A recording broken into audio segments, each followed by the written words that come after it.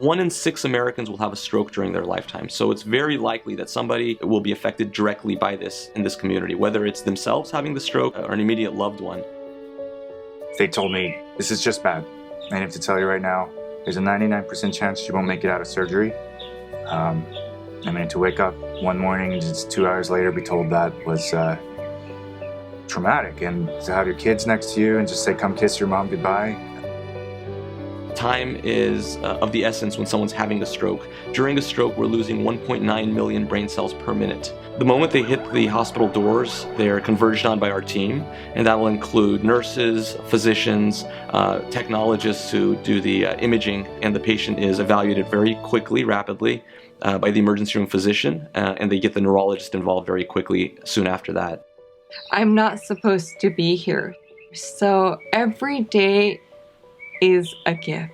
Currently, Huntington Hospital is a primary stroke center, which means that we are built and very efficient in taking care of the majority of stroke patients when they walk into a hospital. I was given a 1% chance of making it, and if Huntington weren't here,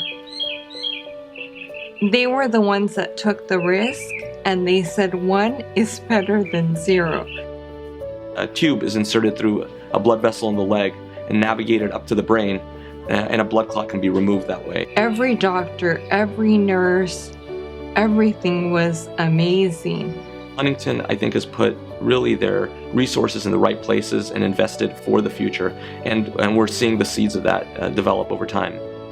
When you look at somebody and you can, operating at the best that they possibly can for you, I don't know how to give back to that. I don't even know how to say thank you. It's just, I hope that we live lives that will be worthy of what they've given us. Every minute of delayed care results in worse outcomes for someone.